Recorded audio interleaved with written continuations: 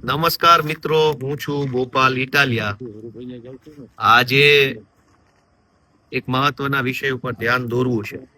બીજેપીની સરકાર હિન્દુત્વના ખૂબ મોટા મોટા અને જૂઠા જૂઠા દાવાઓ કરે છે, પરંતુ જ્યારે ખરેખર હિન્દુ આસ્થાનો વિષય આવે, સનાતન પરંપરાનો વિષય આવે, અને જ્યારે ખરેખર આપણી આધ્યાત્મિક સંસ્કૃતિનો વિષય આવે, ત્યારે ભાજપ સરકાર દ્વારા હંમેશા હિન્દુ શ્રદ્ધાળુઓ અને હિન્દુ આસ્થા ધરાવતા વ્યક્તિઓનું આસ્થાનું ધ્યાન રાખવામાં આવતું નથી. ભવનાથની અંદર જે મેળો થઈ રહ્યો છે,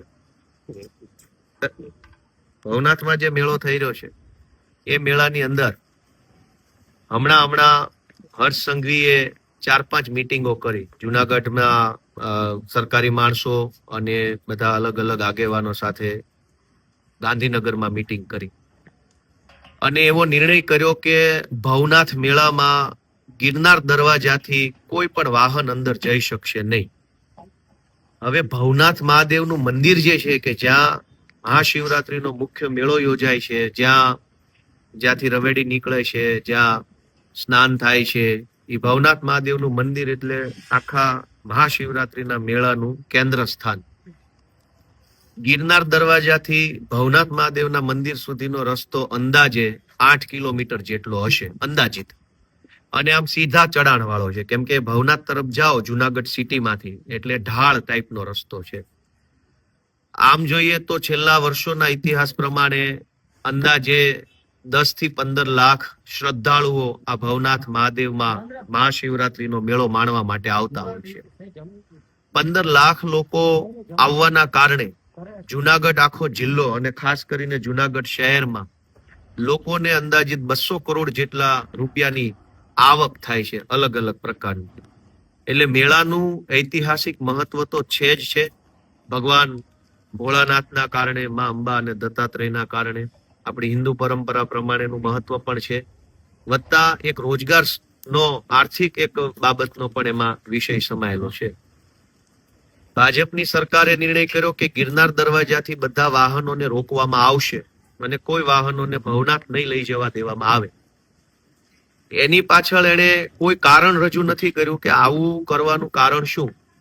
બીજું કે વર્ષોથી અલગ અલગ ગુજરાતના લોકો ત્યાં ઉતારાની સેવા કરે છે, લોકોને નિઃશુલ્ક મફત સ્વ ખર્ચે જમાડે છે. શ્રદ્ધાળુઓ જે પ્રદક્ષિણા કરવા આવતા હોય છે પરિક્રમા કરવા માટે, એને જમાડે છે. એના વાહનો ઉપર પણ પ્રતિબંધ મૂકવામાં આવ્યો છે કે દિવસના 1 કે 2 વખત જ તેઓ રાત્રે બહાર જઈ શકશે.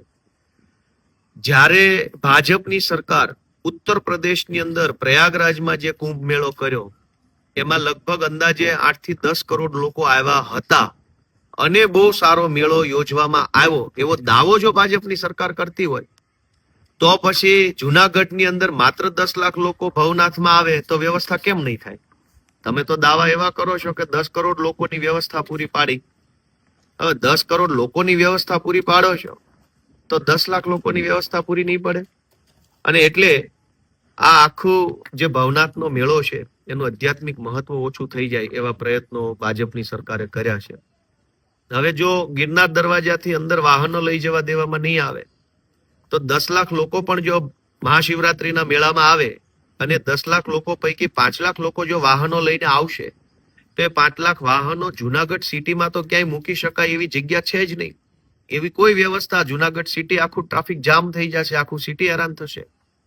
બીજું કે ભવનાથમાં મહાશિવરાત્રીના મેળામાં દૂર દૂરથી લોકો આવતા હોય છે. હવે એમની સાથે બાળકો હોય, કિંમતી સામાન હોય, કપડા લતા હોય, ઘણું બધું હોઈ શકે છે. તો એ બધા થેલા શું ખભે લબડાવીને 8 કિલોમીટર ચાલતા બહેનોએ જવાનું? કોઈ માનો કે 2 દિવસ મેળામાં રોકાવા માટે આવ્યું છે અને માનો કે ભાવનગર જિલ્લામાંથી કે સાબરકાંઠાથી કોઈ મહાશિવરાત્રીનો મેળો કરવા આવ્યું તો 4 જોડી કપડા લઈને આવ્યા. હવે 4 જોડી કપડાનો થેલો ખભે લબડાવી અને ગિરનાર દરવાજાથી ભવનાથ સુધી ચાલતા જવાનું. અને સાથે જો નાના બાળકો હોય તો બાળકોને શું તેડીને 8 કિલોમીટર ચાલવાનું? જો કોઈ સિનિયર સિટીઝન હોય, 60-65 વર્ષના વડીલ હોય, કેમ કે ખાસ કરીને વડીલો આવા બધા જે આપણા લોક પરંપરાના તહેવારો છે એમાં ખૂબ રસ લેતા હોય છે, મોટી ઉંમરના આપણા વડીલો. તો ગિરનાર દરવાજાથી 60, 65, 70 વર્ષના વડીલો કે જેણે મહાશિવરાત્રીમાં ભવનાથ મંદિરે જવું છે એને શું ચાલતા જવાનું?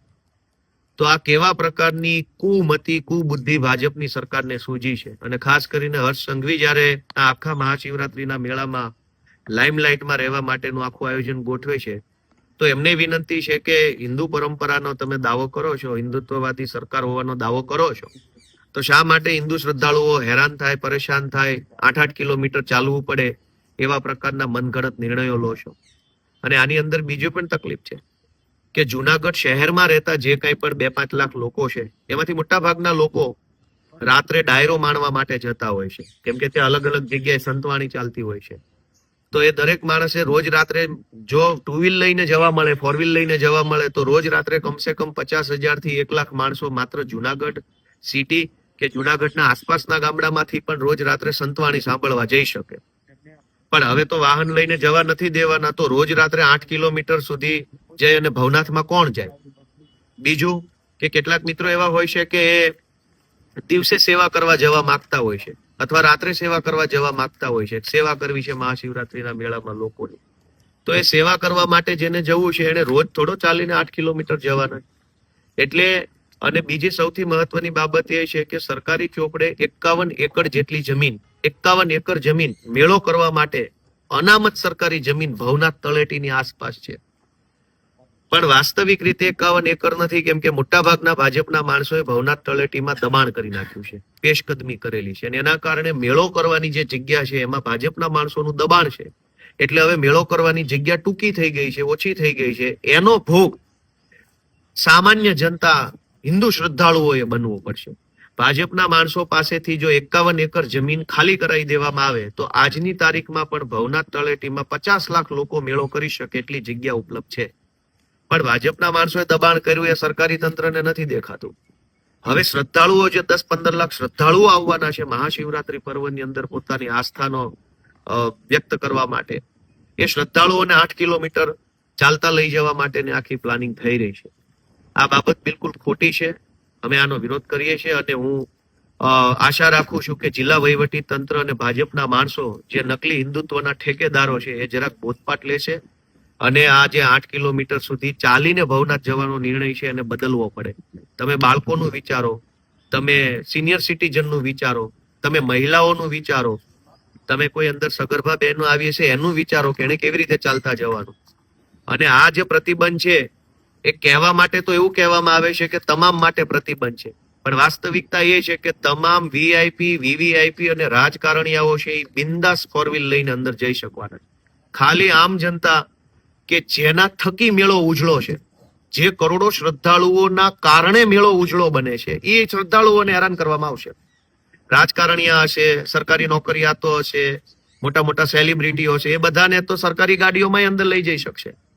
પણ જે શ્રદ્ધાળુઓ 10 લાખ આવવાના છે એટલે જ મેળો સફળ થવાનો છે, એ શ્રદ્ધાળુઓને અંદર નહીં આવવા દેવામાં આવે. એટલે આ બાબતની અંદર બિલકુલ અમારો વાંધો વિરોધ છે. હિન્દુઓની આસ્થાના નામે જે કાંઈ ભાજપે મત મેળવ્યા પછી મહાશિવરાત્રીના ભવનાથના મેળાની આટલી ઉજળી પરંપરાને તોડવા માટેનું જે કૃત્ય થઈ રહ્યું છે એ નિંદનીય છે. મારી સ્પષ્ટ માંગણી છે કે તાત્કાલિક આ નિર્ણયની અંદર ફેરવિચારણા કરવામાં આવે, નહીં તો અમે પણ સામાજિક, રાજકીય અને જે કાંઈ પણ લોક સંપર્ક કરીને કાર્યક્રમ કરવો પડશે એ કરવાની અમારી ફરજ પડશે. હર હર મહાદેવ.